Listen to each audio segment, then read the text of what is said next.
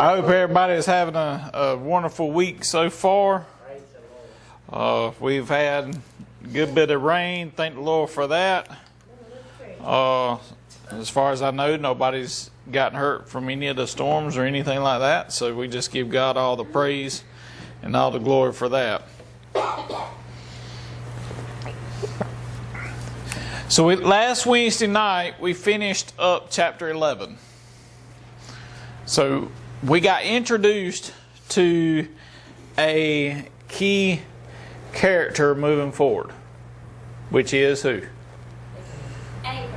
Abram. He ain't Abraham yet. Abram. And his wife's name was, y'all, however y'all want to, Sarah with an I. Yeah, it's going to be Sarah. Yeah, Sarah with an I. So, yeah, so we have here now, we've covered the first 11 chapters. Now, the first 11 chapters should answer the majority of the questions that we have today. Things that we've studied, you should be able to answer questions like, where do we come from? What is our purpose here? Why is there so much evil in this world?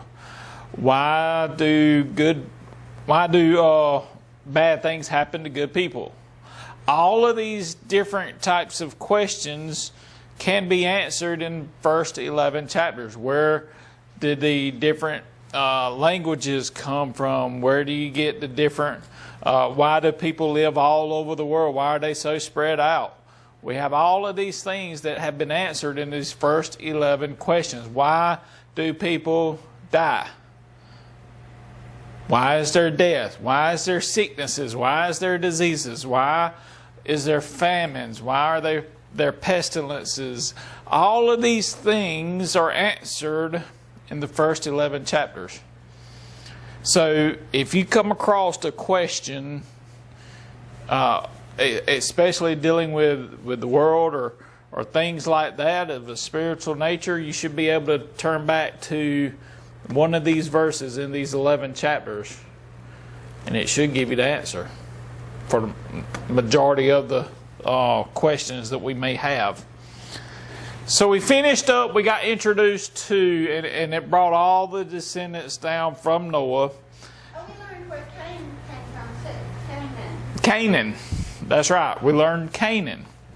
All right. We know that. It's not last. No, not at all. From where? Ham. Yep, Ham. H-A-M. Ham. Ham. That's right. Shem, Ham, and Japheth. However you pronounce it. Close enough.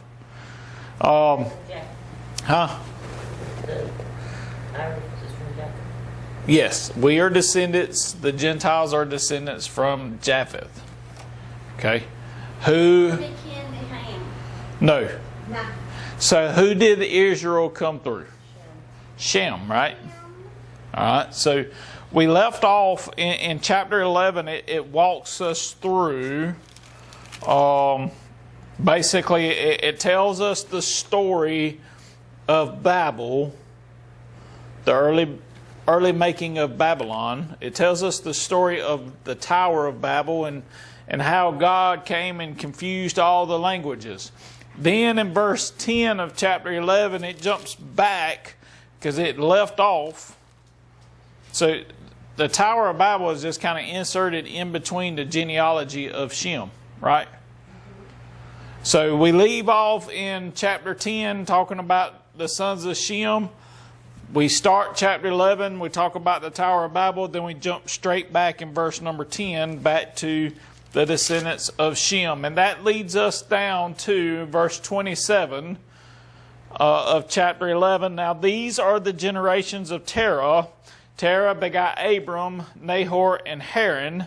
And Haran begot Lot. And Haran died before his father Terah in the land of his nativity in Ur of the Chaldees.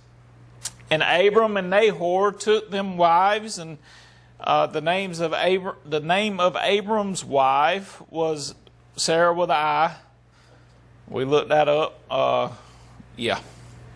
Sarai or something like that. Sarai. And the name of Nahor's wife was Milcah.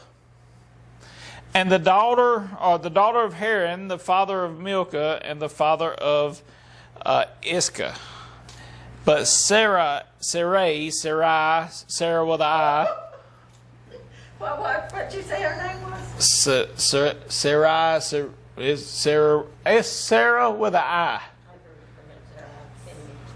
Huh? Sarai. Whenever you listen Sarai. to it, they say Sarai. I just say Yeah. Sarai. It's called Sarah. Do the southern, just Sarah. Yeah, it's Sarah with an I. But Sarai was barren. She had no child. And then in verse 31 and 32, Terah took Abram his son and Lot, the son of Haran, his son's son, and Sarai, his daughter-in-law, his son Abram's wife, and they went forth with them from Ur of the Chaldees to go into the land of Canaan. We talked about that. And they came into Haran and dwelt there. Wait, that's a piece I didn't know. Okay. Why did they leave you on? Ur or What was going on in there that they chose to go to Canaan, which we know is not a good place? Well, doesn't it... Hold on, let me see. I was thinking they settled... Might be where they're It departed out of... They scattered the rest of Yeah, it doesn't... it doesn't really say, and it doesn't give us any reason as to why they moved from Ur of the Chaldees. But they settled into... Notice they settled into a land. I'm wondering, because of the name of the town where they settled, where did they settle? Haran. Who was the one that died? Haran. So I wonder if they moved to, like when Haran died, if they moved to where he was and settled there to take after Lot. And yeah, Haran is the one that died, but they go into the land of Haran, right?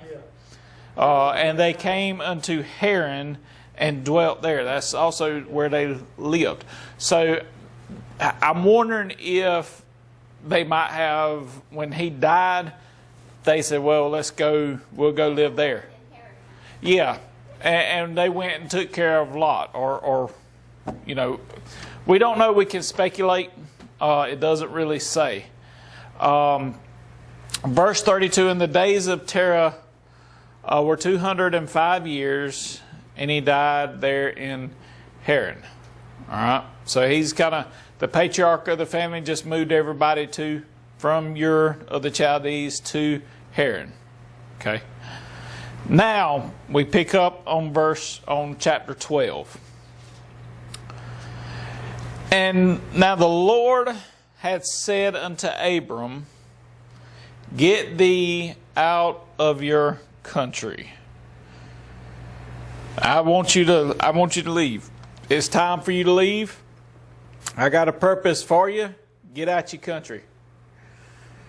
Then he goes on, and from your kindred. I don't want you to even get away from your mother, your brothers, everybody. Get away from them all. Leave everybody. And yeah.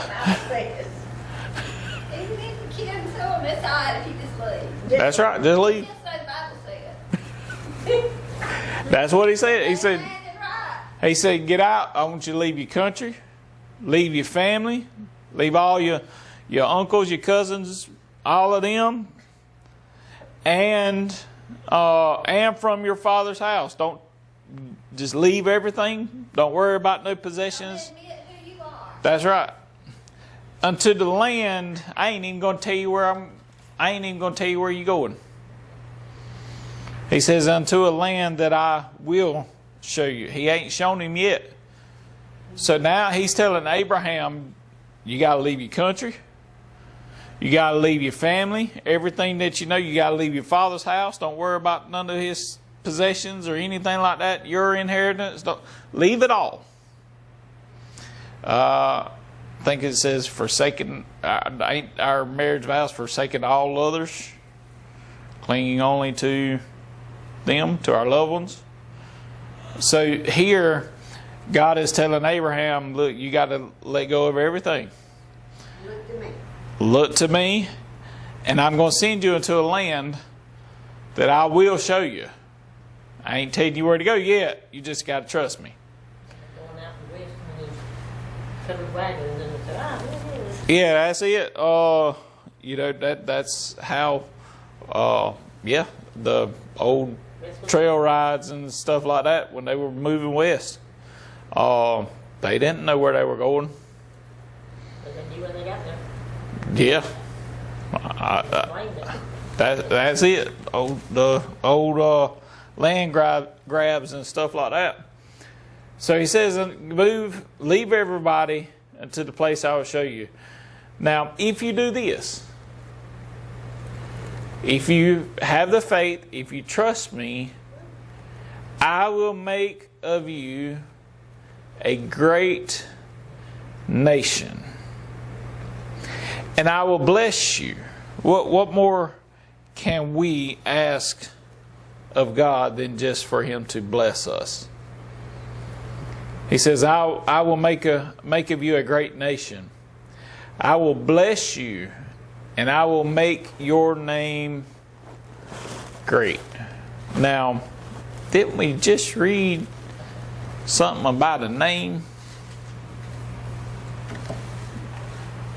But they were trying to make for themselves.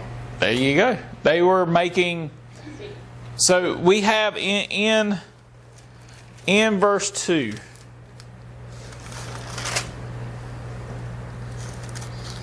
In verse 2, we compare.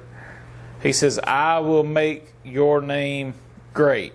Now back in verse 11, chapter 11, they were trying to make their own name great. Now, which one you think's going to prosper? It ain't the other. They grown. But how many times? So we know the Bible, right? We understand the Bible, but how many times do we try to function outside of the Bible? Now we can pick at them. Now we can sit here tonight because we've studied last Wednesday night and we're going over the verses tonight. We can look at it and say, y'all idiots. Y'all are so dumb. You trying to make a name for yourself when God can make a name for you. And then we turn around and what we do? Try to make a name for ourselves. Do we not? So we sit there and say, oh, you dummy, you should have known. And then we turn around and do the same exact thing. Not just with our name, but you read through the Bible and you read it time and time. How crazy have y'all got to be? Especially when you get over, those of y'all that's been reading and studying, y'all read through Exodus and all of that when they were in the wilderness. You dummies. Don't you know by now? And yet, how many times does God have to create us? So, we have to be careful. We do. Because it's so... That's right. Yeah, but that's not a good motto. No, it's not. And yeah, we just... That usually a parent pulls that out when they got caught. I'm just saying. When a parent, look, don't do what I do. Just do what I tell you to do. That means you just messed up. Right? Wouldn't you just both be one of Joseph's brothers, though? After they thought they gonna kill him, and there he is. Oh, yeah. And they don't even know him or recognize him. Or, Yeah. Yeah, you talking about, oof. they went and told the daddy he's gonna kill us all. Because now he's got power. Oh, yeah. He's in power. He can kill us all. Without question. He's no, I ain't gonna hurt y'all. And even after the daddy dies, they still scared of him. Yeah. After he's done told them, look, I'm good. We good. We got all this. No. They were still scared of him. You blame them? They're guilty. Yes. Yeah. And we see that. So we see here that God promises, if you'll forsake all others and cling to me, you leave your country, leave your kindred, leave your father's house. You don't need nothing. I'll give you everything you need. I'll make of you a great nation. I will bless you and make your name great, and you shall be a what? A blessing.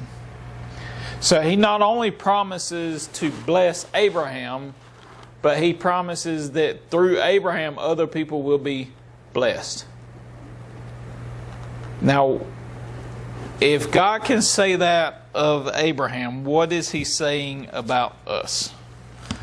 You see, if we are true to God, when he begins to bless us, other people around us, because they are in association with us and we are blessed, other people around us should be blessed as well. We have the opportunity to be a blessing or a curse to somebody. Which one are you? Now, sometimes it depends on what day it is. Yeah. It's Wednesday. Yeah. See, I'll be all right today. Wednesday we ought to be all right, but how was your Monday? That was again Monday. Yeah. How was you Monday? I was this past Monday. I was good. Yeah. On the couch. Yeah, this past Monday was a holiday. We all good. Now that's what I call good thinking. I was That's it. And I mean, how true it is that a lot of times people around us, they're cursed on Mondays. And by Fridays, they're going to be blessed because our moods done kind of changed. Yeah, about Thursday afternoon, mine gets a whole lot better. It does till they pop up Friday afternoon and say, no, we need you to stay tomorrow. Uh-huh. They don't do that to me yet. So that's it. So he says, God. So he looks toward God. God gives him a great promise in these verses.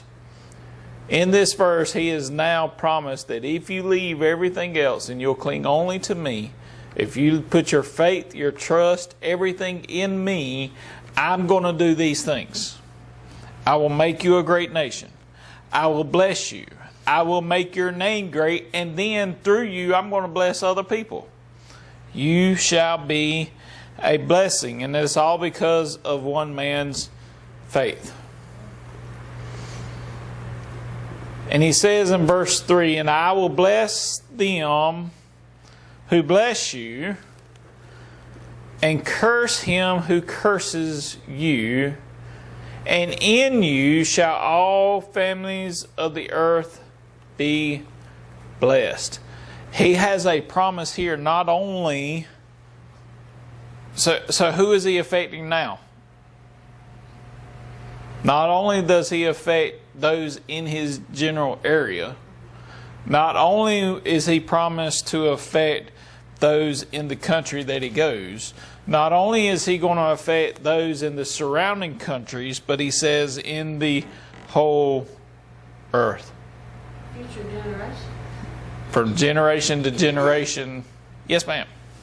Did it take an awful lot of generations before God's promise, before the blessing from Noah was fulfilled?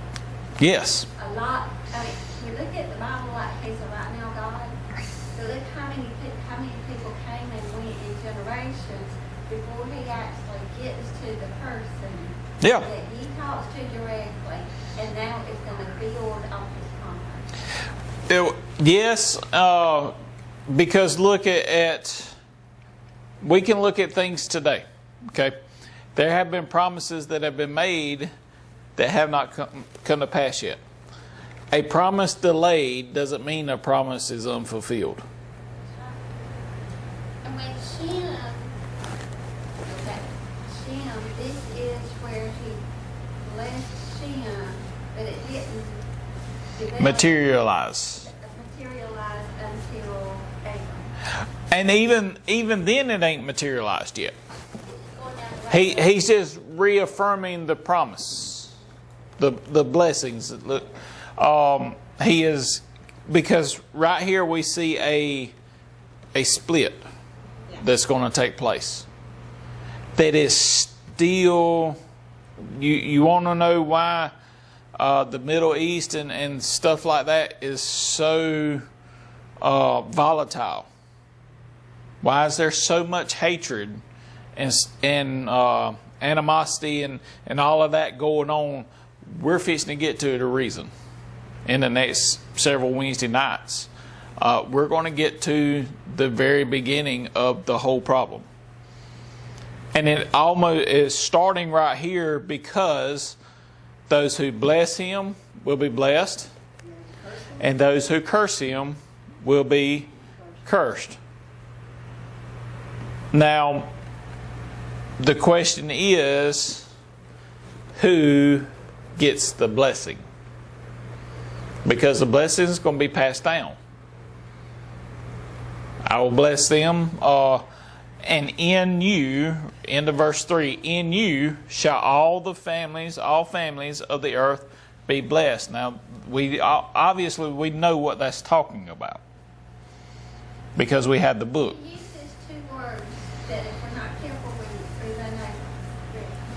I will bless them that bless you, but I will curse him that curses you. God's actually trying to tell Abraham it's not going to be a body of people. You need to watch for that man. Oh yeah. When we talk about the end of the book, we're looking for one man. When that one man steps out, we know we're not looking for the heavenly host. We're not looking for like at the birth of Jesus. We're looking for that one leader. Evil man. That's right. And when he steps out, we're good. Yeah. Right here. We'll curse him that curse you. That is a clear warning to Abram. It is. Then blessing all the families of the earth. It, A big word. Families. it is. I mean, now, there's been research here lately, and it ain't very old research, that said the family unit is fixing to be obsolete. Yeah. We're just about in. This ain't just started. No. This has been perpetual. Yeah. For a very long time. It has, especially going back to the 60s, 70s. Yes. It started. So it's taken time to develop, but yes, the family nucleus is pretty much being destroyed. But the ones that are left, hold the blessing. That's it. And it also, another thing that is encouraging here is that, hey, going back to what to play on what you said, I'll bless them. Just because you're blessed doesn't mean you're good or evil. Because evil people can be blessed too. I will bless them. People can supposedly bless you. Yeah. It's not really a blessing, it's really a curse, but it's showing a blessing. That's right. But when he says, I will curse him, that tells me that I'm not going to be cursed because of somebody else. It's a sacrifice blessing. Yeah. When it comes from that other form. You're still blessed. Yeah. No matter what source it was. It's just they gave up their source of returning the blessing because of the... That's right. Well, so let's use the Bible for this illustration. Jesus said, when you pray, go into your secret place. Right? Because he says, he warns us, don't use repetitive. For those that stand up and got a lot to say, receive their reward where? Right here. But those that do it in private, he rewards openly, right? Where do they receive their reward? Right. Who gets rewarded? Ones that kept it short. Both of them did. Both of them got their rewards. He just Right, got like his the on prodigal earth. son, he got his reward, Yeah. but he didn't. Just 'cause And see, that's the problem we have, and we do the same thing today. What's the oldest book in the Bible?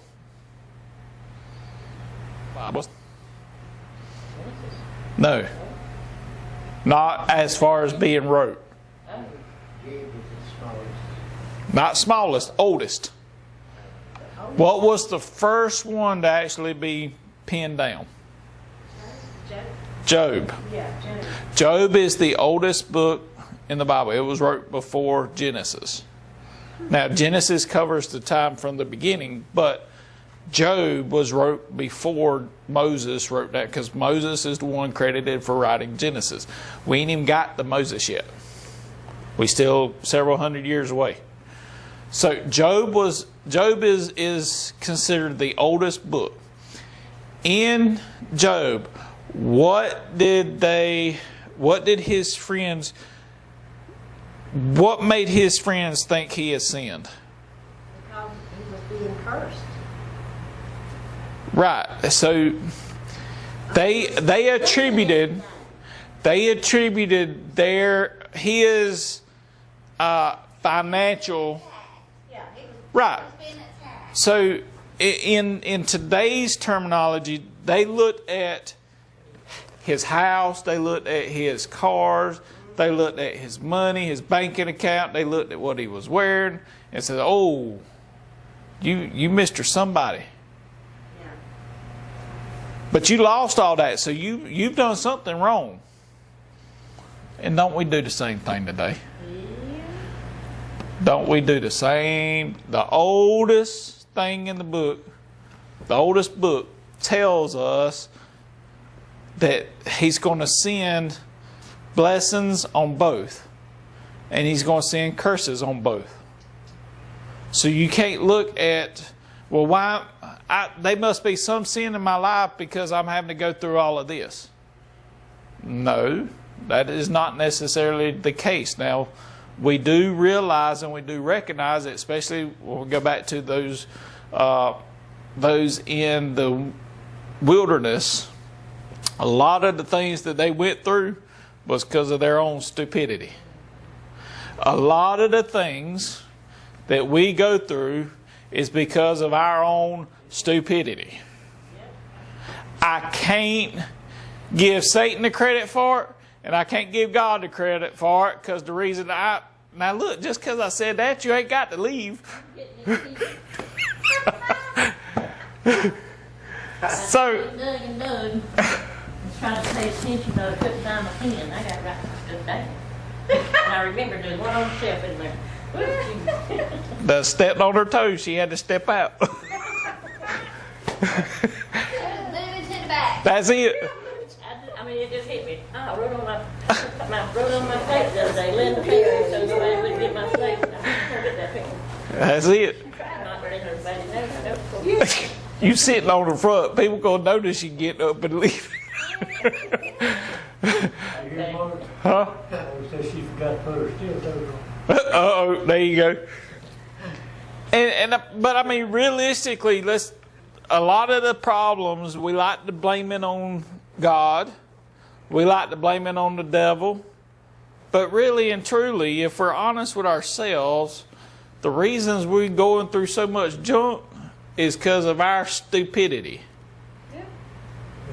I mean, Unwillingness to surrender and yeah. I mean, we want to try and blame this or blame that. I mean, we've been doing it since day one, all the way back to Adam. We want to blame everybody else but ourselves. I know. Don't say it is. The devil made me do it. Yeah. The devil didn't make you do it. You done it because you wanted to. That's right. get that joke.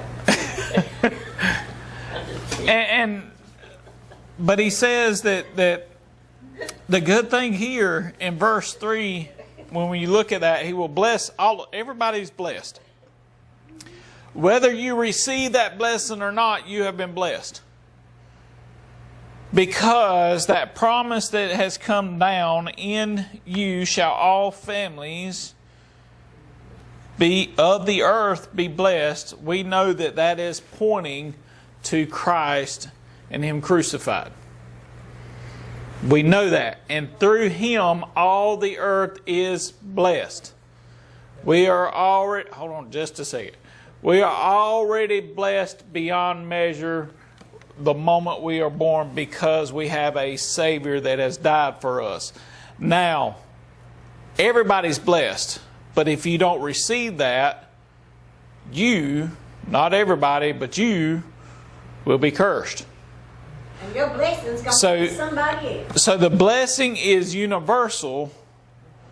The cursing is individual. But a lot of people, they think because the person is blessed, they'll never be cursed. But the Bible plainly tells us, trying of our faith, work at that patience. When you look at the things that people look, they can see your blessings, but they can't see your curse. They see the prosperity. But here's Job that you were talking about. They seen his curse. They saw the things that he was so rich in taken away. That wasn't a curse. That was a blessing to God to show the devil what his servant had and what he would have. So the curse that people see ain't always a curse. The blessing they see ain't always a blessing, but it's for the glory of God. I feel in my heart more and more every day, because I go through trials, that makes me closer to God. He said, because if you overcome, you shall receive a crown of life. Yeah. We got to overcome the curse, but we got to be ready to receive the blessing. That's right. And we have to be careful. How we handle it. Yeah, you definitely got to handle the blessings of God righteously. Don't waste it. No. But we have to be careful that we don't look at other people's lives and just say, look at, I'll use this example. We can't look at another church and say, oh, look how God is blessing them. Is God blessing them? You don't know. You don't attend that church. Is it really God that is blessing? Just why? Well, man, look, they got a full parking lot. Does that mean they are blessed by God? The devil will bless you just to destroy you. That's exactly right. A man rich just to be able to just tear him apart. Yeah, when you start, You see that every day. well, you see all these big churches, and some of them I'll name, some of them I won't. But when you see, and there's some good big churches, don't misunderstand me. But when you have churches that aren't preaching the gospel, that they just give you a feel-good message, that ain't a blessing of God. When you get churches that send me, you got to sow a seed. No, you don't. No. Don't believe that prosperity preacher that says, oh, you come, you pay $1,000 to the church and God's going to bless you 7 times.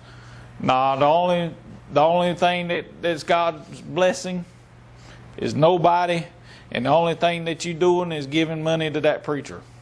You pay your tithes, your office with your heart, and then a preacher gets up and says something like that, I switch him off. Because God didn't tell us to give preachers thousands of dollars. No. And I promise you, if you go look what they live in and what they drive, you'll see where your money is going. There's this money, and Geneva remembers her. She was right here in Riceman. Sent her tithes to this preacher for years, and she got sick. And so she called and she asked them to let her talk to the preacher. They said, oh, look, you can't go and talk to the preacher, you have to talk to us. She said, that's not what he's saying on TV. If you need me, you call me. And did you know they would not let her talk to him? So she quit sending her tithes, but she didn't live long after that either. Oh, yeah. But all that time, she thought she was paying somebody to be there when she needed them. That's- It ain't gonna happen with these people. I'm No. just telling you, it's not gonna. It won't. You got the ones, and I call him Kenneth Copeland, and ones, people like that, Joyce Meyer. All of them are prosperity preachers. They teach a gospel that is not true. I don't understand their teaching. That's why I don't listen to them. Because I don't understand their teaching. But I've got me a preacher on TV now. Now, buddy, he's up to it. He reads every word to word, and he do not ask for money. There's some good ones, and there's some good ones that do ask for money. I bet you he gets a lot because he don't ask. Yeah, the one of the ones I think about, one of the good ones that I believe is out there is the Swagger Ministries. They do ask money once a month. They have their share-a-thon. But that money is going to support all of these radio stations and stuff like that over in other countries. They are using it to spread the word. You don't see them going out and buying personal jets and stuff like that. It would, if you watch some of the videos on some of these crazy preachers that have just so misused and misrepresented the gospel and have twisted scripture. One of them is the son of the daddy was a real good preacher. But his son ain't worth turning the TV on. He'll send you to hell by listening to him. Because you get up and say, well, it's all right to do this and not to do that. That ain't what the Bible says. Well, you just misinterpret. No, that ain't what the Bible says. He says plainly right here, I will bless those that bless you. I will curse him who curses you. And the same thing holds true, because the promise then goes to Israel, the descendants of Abraham.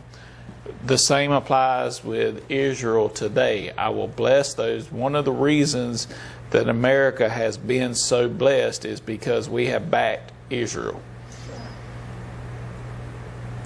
When it gets to the point that we no longer back Israel, because we know it's got to come according to the scripture. Everybody's going to turn their back against Israel. That's what the Bible says.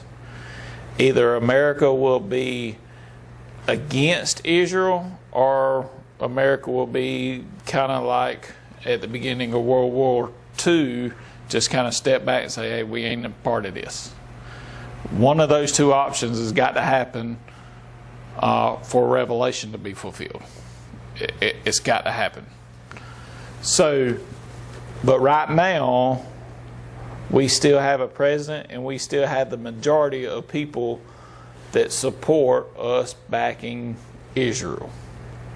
But don't be surprised when that stops. Scripture's got to be fulfilled. But we are blessed because of this verse right here. We bless them, so God blesses us. I'm going to say one more thing. Go ahead. I believe this from all my heart. The curse that God's talking about, I believe it's the person's health. That's the biggest curse God could put on a man, is his health. Because he might be able to go out and sell this and make money here.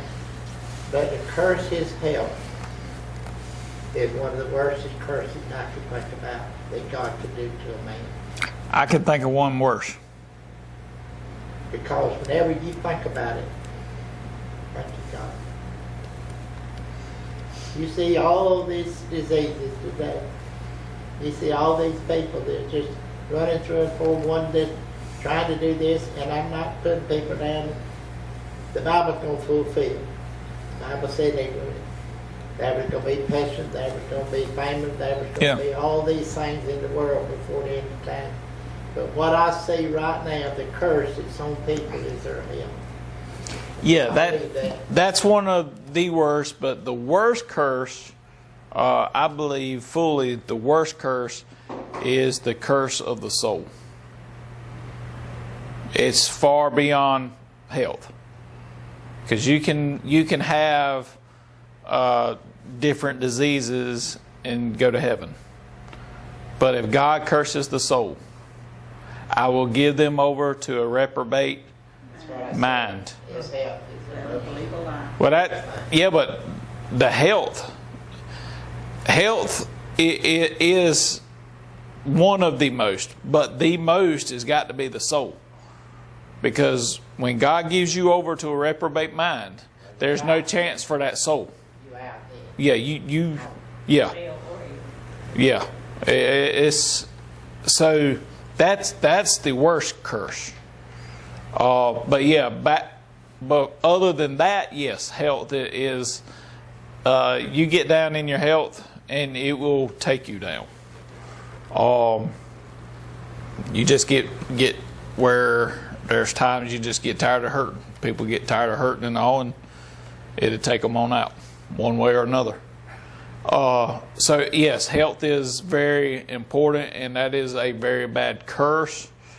But I think here it's speaking more than health, because of the way that verse ends.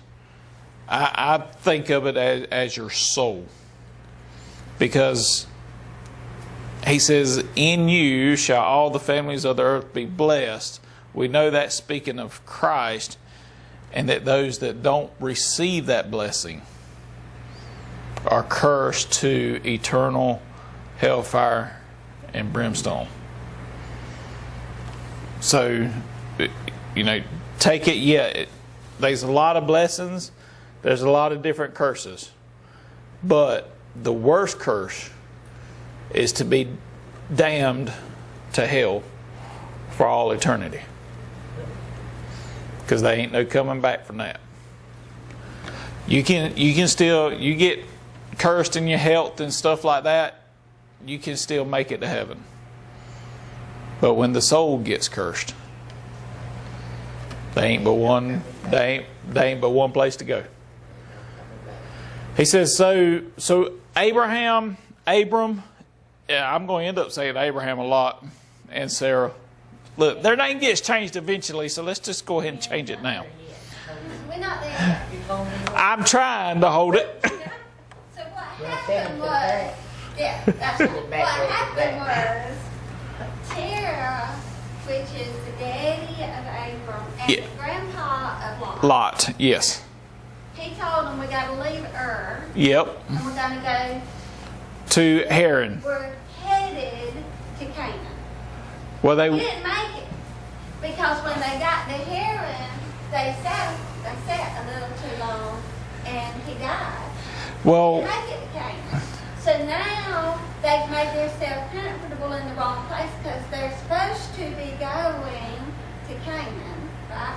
yes. God now tells Abram, "Oh, wait a minute, you can't stay here. So you got to leave all this, and you got to go where Terah said we're supposed to be going." Just because he's left behind now and buried, don't mean that the mission is completed. So here Abram starts, it says, "Oh, I've got to complete where my daddy started." Yeah. And he's taken his nephew, Mm-hmm. being Lot, and, well, you ain't that far out. Yeah, we ain't that far Not yet. go any further out from that. But this is where he's sitting. They got to a place, but he never made it to Canaan. No. Haran Yeah. didn't. Yeah. Because he got Right. settled.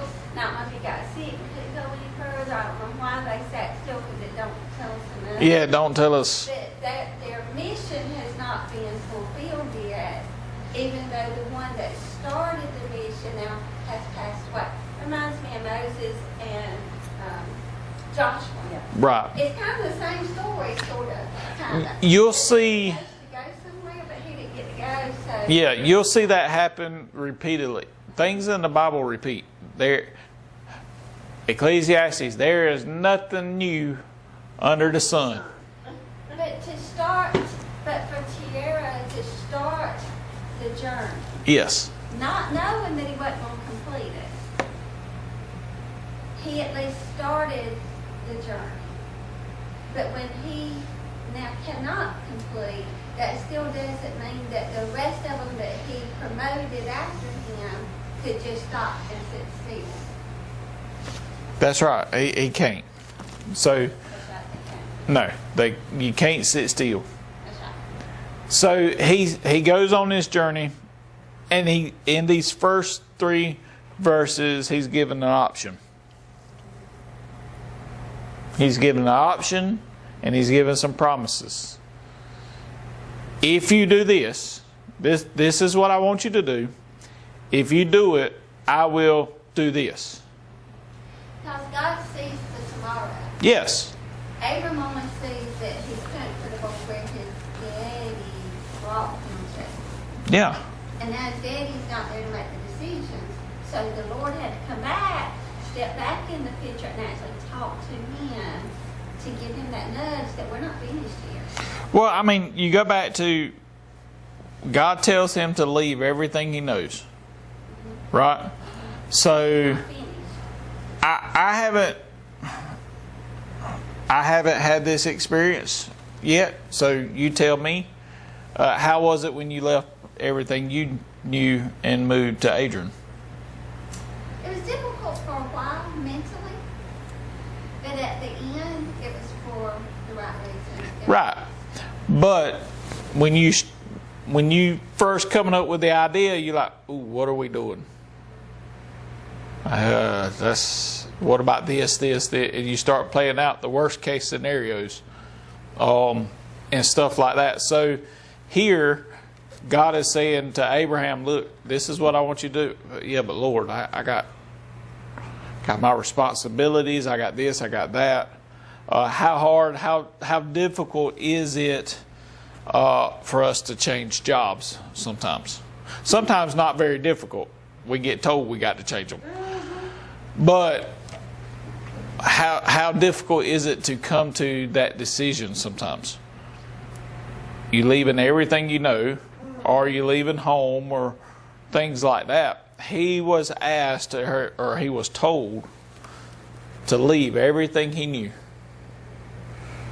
But does he? See, that's the problem. He was told one thing. We ain't read the verse yet. We leading up to the verse.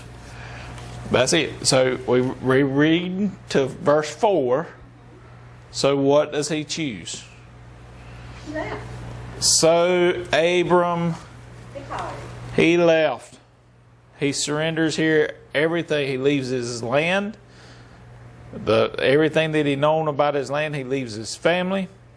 He surrenders everything in Jordan. He leaves Sodom. He surrenders his own will. He surrenders everything, and he says, I'm going to follow God. Abraham departed as the Lord had spoken unto him. How many times has God told us to do something and we didn't depart? And what did that cause us? Didn't work out too well. It usually don't, does it? If we try to go our own way, it will never work out. And I mean, there is times that, look, at this verse 4, so Abram departed as the Lord has spoken. Does everything go wonderful for Abram from here on out? Not a bit. And God didn't say it would. That's right. So there are times that God sends us down a path that is a difficult path. Yeah. It all ain't, it ain't rosy. I was going to say a cakewalk. Things happen. Bad things happen to good people. The Bible tells us it's going to rain on the just and the unjust just the same. Everybody, I don't care who you are, is going to have times that you're going to be you're going to feel like you're being blessed, and there's going to be times you're going to feel like you're cursed. It's called life. Life is a series of ups and downs. We all go through that.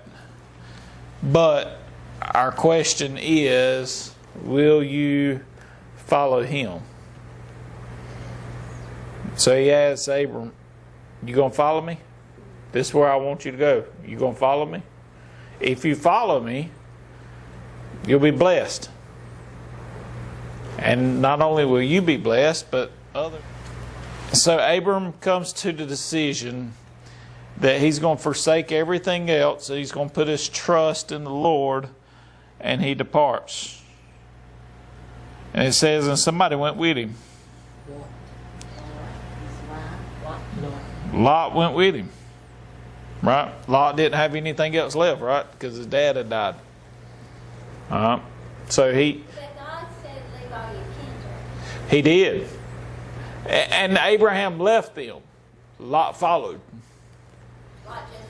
Lot just said, hey, I'm going with you. Look, if you tell me... Yeah. We already studied Elijah and Elisha. Elijah said, hey, stay here. Elisha said, nah, I heard you leaving. I'm going. You just try your best to lose me. I'm sticking on you like white on rice. So here, Lot goes with him. Because if God has said that, hey, I'm going to bless this person and everybody that's associated with them is going to be blessed.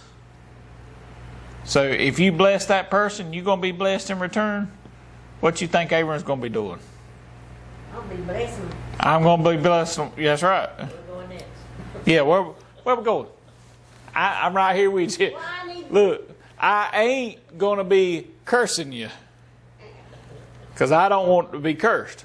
God's done promised, I will bless those that bless you. So, hey, Uncle Abram, how can I bless you today? What you need? I'll do whatever you want me. Yep. Now, What donkey you want me to saddle up? that's it. Now, we know the Bible, so does God's promise come true? Is Lot blessed for going with Abraham? Too deep to get into. That trick question. It's too deep. Yeah, it's too deep because he told him to leave his kindred behind. That's a specific instruction. It is. When God gives you a specific instruction, now, did he invite Lot? The answer is no, he did not. No, he didn't. But he didn't break God's He didn't break God's promise or He God's. let him off, No. But he allowed him to come. He didn't invite him, but he didn't run him off. Right. We're going to leave it at that for now. But all right, let's So we don't know the rest of the story. before we get to that certain city, the story of those cities, up to that point, is Lot blessed? He's provided for. Up Wait. until now. Is Up until that point. Up until that. is he blessed? I'm not going to answer that yet. It ain't time. You doing everything but answering it. We can't. Let's don't rationalize it. Is Lot? But the promise is, I will bless those that bless you. I will curse him that curses you. Lot throws in his lot with Abraham. He just tags along. That's what I'm saying. He leaves. He says, if you leaving, I'm going to leave with you. Elijah or Elisha say, where you go, I'll go. Lot saying, I'm going too. Look, wherever the Lord sends you, I'm going too. Now, later on, Lot has a decision. Lot's decision breaks the blessings. But Abram, See, you did it too. Ha ha. instructions is to go to Canaan. Yes. Well, he don't know where he's going yet. That's right. Well, he knows that Terah was headed to Canaan. They were headed So that he's way. headed that way. So he knows he's going in, if he's reading his map, he knows he's still going in that direction. Right.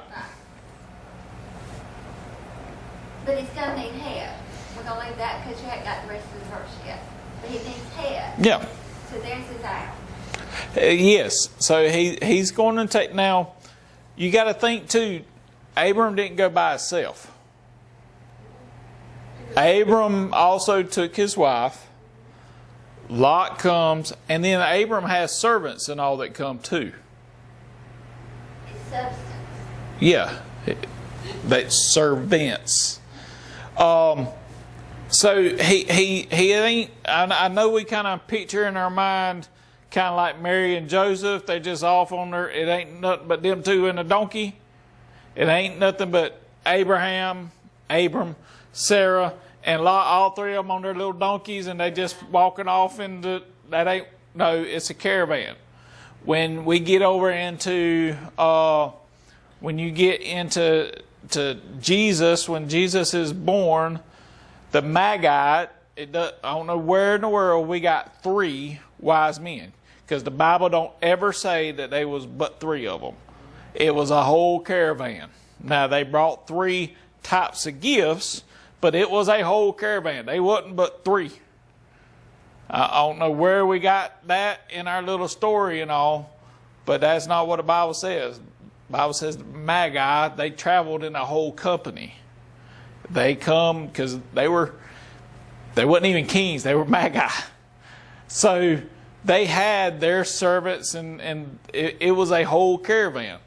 For some reason we want to take the stories in the Bible, the illustrations, and we want to kind of oversimplify them. We were talking last night at our little Bible study how that as a child, I gave the illustration, as a child, my Sunday school teachers failed me. Not because they didn't know any better, not because they were being deceitful or anything like that, but I was always taught, right, I was always taught that on Noah's Ark, they were but 2 of every kind. They didn't go further into the Bible. I know, I ain't blaming you. I'm just saying. That's because we were thinking as a child. Right. But But when we became grown, we still said they wasn't but 2. no. Yes. Until I read it for myself and began to apply it. When you begin to study on your own, then you see, wait a minute. Okay, I see it in this chapter. Yeah, they ain't but by 2. But then we taught the very next chapter, it says that these kind were by 7s. So we do that the same thing with. Yeah, I know, but that's the important part, because when you get over there and Noah kills half of all the animals, I'm like, why? That's what happened to the dodo bird.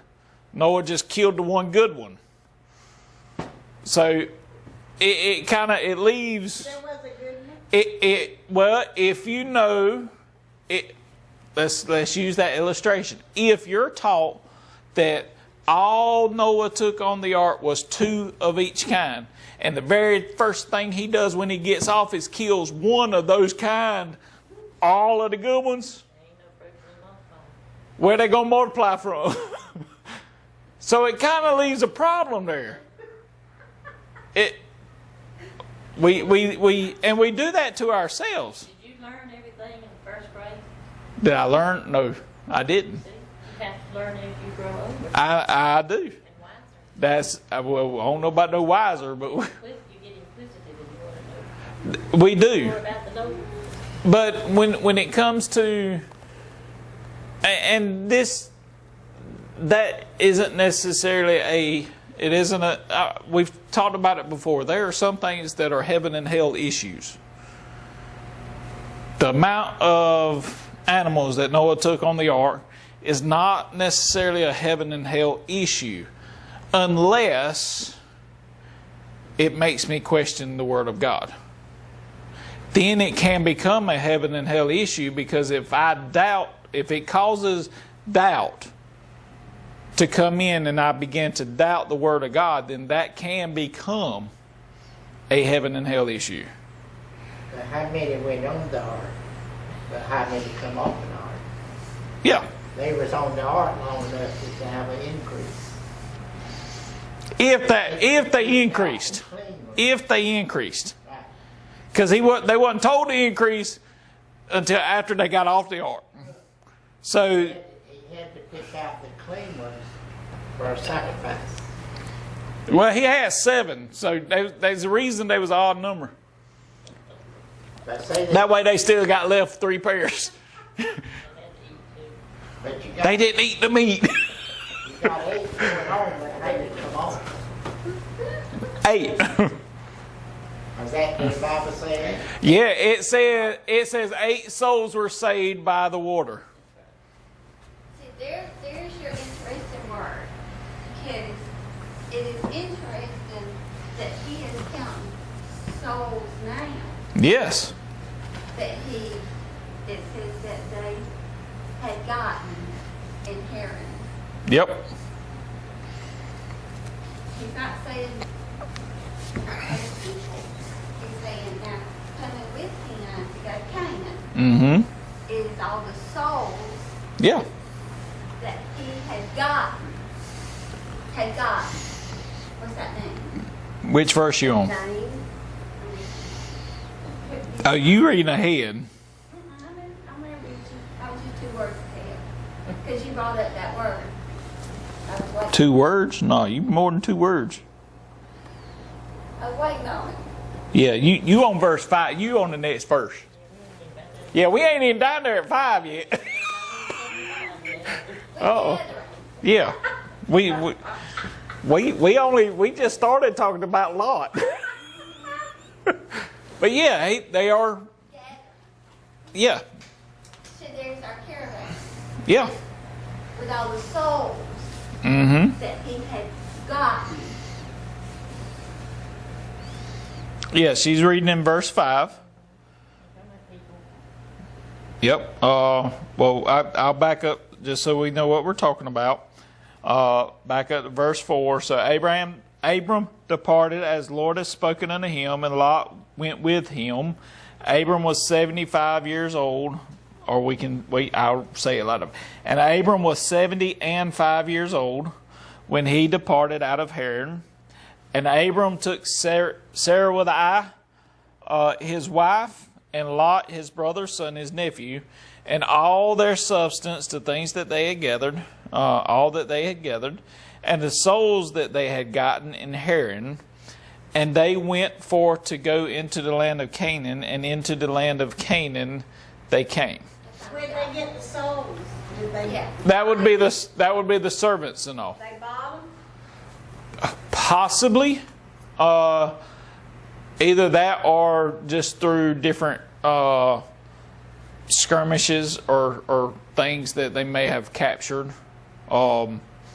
It's the same thing that happens today over in other lands. I think of Africa and all. Africa and Ethiopia, places like that. You're always having this tribe fighting against this tribe and things like that. So they are captured. Now, as far as this right here, this could be it could be servants, or it could be people recognizing that Abraham is going to be blessed, that they join him. Because it talks about later on, it tells who these people are. Some of these are warriors that are for him. They're not just his kindred. No, they're not. Yeah, no, they're not. So how we say everything repeats, right? Where have we seen this? Jump forward to David. David has his mighty men. They are loyal to him and only him. They will do. One of them risked his life because David said, "Oh, I long for some water from way over there." and he went way over there in the enemy territory and got a cup of water for him. So so these here, Abraham has his loyal servants. They were trained men of war. So we think about, you got to think about how many generations we are now from the ark. We're several generations past Babel, past the ark. So these are people that have come together in the little town, or whatever, the little countryside that they lived in, recognized that God was with this family and joined with that family. So there was no kindred with him except for his wife and Lot. Yes.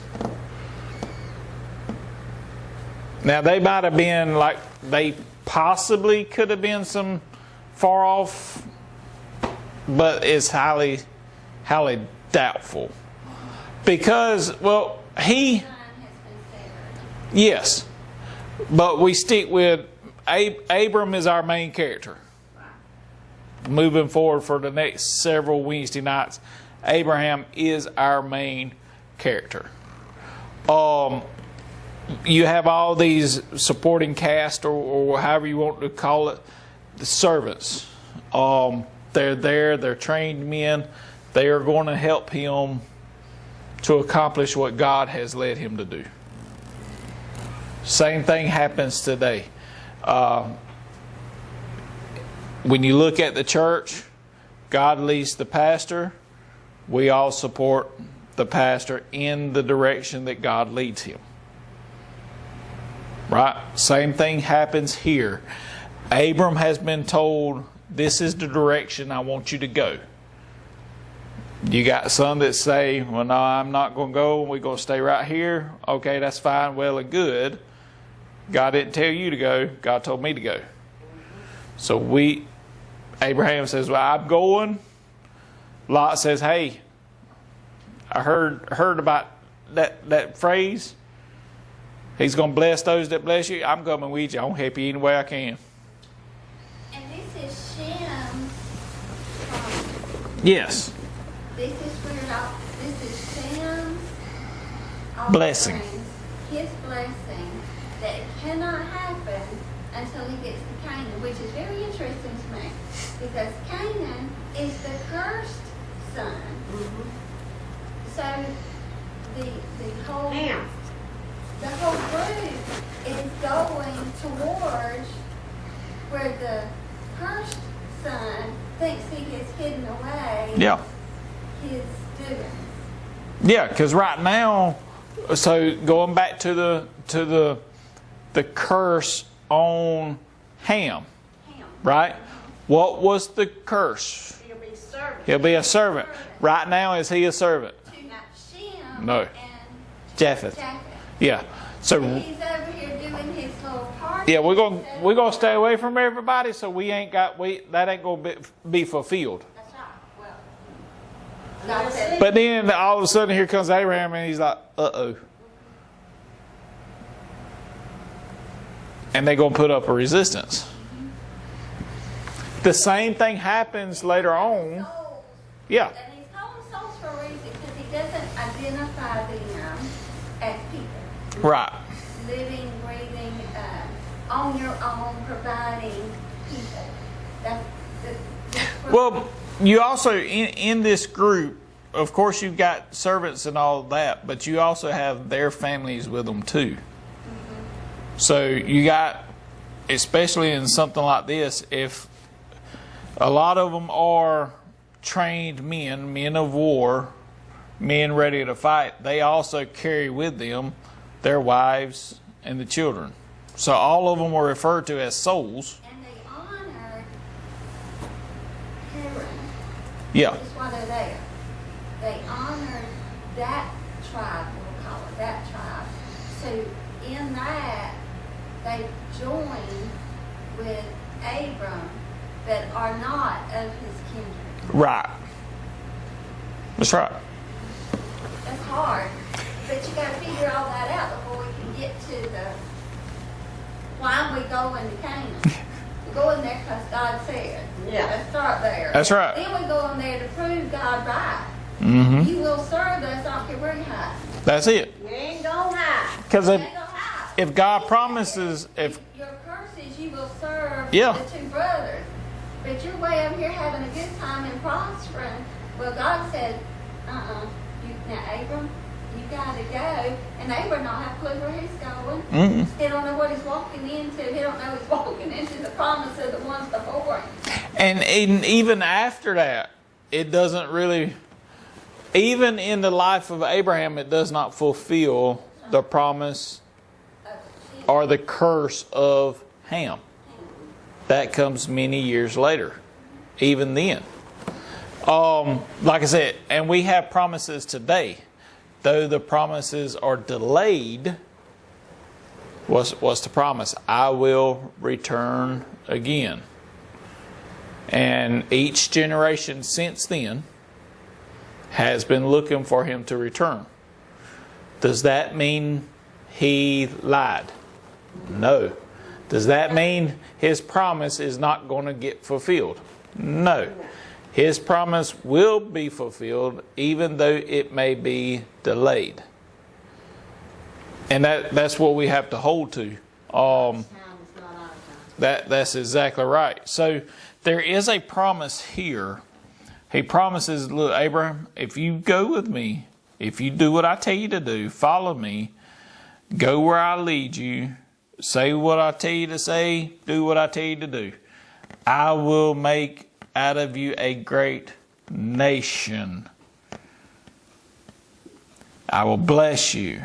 I'll make you a great name. And did the Lord hold to his promise? Yes. I don't, even a lot of people that weren't raised at church, they've heard the name Abraham before. That's one of the names that is very recognizable. You may not know who some of these other ones are. You may have never heard of Peleg and Rue and some of them. That's right. But yeah, Nimrod. Nimrod. There's a bunch of people. But a bunch of these other ones you may have never heard of, but you've heard of Abraham. You know a lot more. Yeah. You know a lot more of Abraham. Why? Because he was blessed. And God literally fulfilled his promise and made him a great name. One of the earliest songs that I remember learning. Yep. And I know that it's a playful song and stuff like that. But at the same time, what's one of the names you know from a early age? Who is one of the first characters you can remember learning about? Abraham. So God did make out of him a great name. All right, so he takes, he leaves. Lot goes with him. And he takes all of his substance, his belongings. He just moves everything. And the souls that they had gotten inherited, they went forth to go into the land of Canaan, and into the land of Canaan they came. Abram passed through the land unto the place of Sichem, possibly, unto the plain of Moriah. And the Canaanite was then in the land. So now he came into the land of Canaan, and the Canaanites are there. And we know who the father of the Canaanites are. Okay? And the Lord appeared unto Abram and said, unto your seed will I give this land. So we have a promise here. What is the promise? Canaan is going to serve. Yeah, but what is the promise here? Yeah, he's In verse 7. He's going to have children. He's going to have a seed, right? He's going to have a child, that he's going to have descendants. And he said, unto your seed will I give this land. And there, what does Abraham do? Abram. And there built he an altar unto the Lord, who appeared unto him. So the Lord appears unto Abram. All right, he gives him this other great promise. So Abram's got a lot of promises here. Being blessed. He greatly blessed. And he says he removed from thence, he left there unto a mountain on the east of Bethel, and pitched his tent, having Bethel on the west and Hai on the east. Just so you know the definitions of those names. Bethel means house of God. And Hai, or however you pronounce that, means the heap of ruins. So he's pitched in a place in between the house of God and a heap of ruins. He's kind of sitting in the middle. Heap. A heap, yeah. A mountain of ruins. All right. So he is now camped in between a house of God and the heap of ruins. And there he built, what did he do again? Now Abraham is known as a great altar builder. A lot of the places he went, it's recorded, he stopped and he built him an altar. And what are we doing today? Well, in most of our churches, the altar is being tore down. We need God to raise up a bunch of Abrahams to build back the altar. So he builds an altar unto the Lord, and called upon the name of the Lord. And Abram journeyed, going on still toward the south. Now, toward the south is toward Egypt, just to kind of give you a direction. So he's passing through Canaan and he's heading to Egypt. Now, this is the first mention of Egypt. Egypt plays a very major role coming up, not only here, but leading into the life of Moses and even further. So we get into we hit a turning point here for Abram. Could you imagine it said in verse 8, he pitched his tent. He left the area he was at, went to a mountain. On the east was the house of God, or on the west was the house of God, and on the east was a heap of ruins. Have you been in a place in your life that on one hand you had the choice of the house of God, and on the other hand the path led to a heap of ruins? Which path did you take? Well, I'm sure in all of our lives that there's been times that unfortunately we have walked the path to hay. We left, whether purposely or just not wanting to follow God's leadership or His guidance. We found ourselves in a heap of ruin. God didn't lead us there. And how much would we have been blessed if we would have went to the house of God, to Bethel? Names are important. So here he has a choice, and it says that he goes on down to the south. He's moving on down. Now, me and Misty were talking the other night. She was talking about different songs at the funeral and stuff like that. I said, I don't care if you You play. She was talking about what songs she wanted to have played and stuff like that.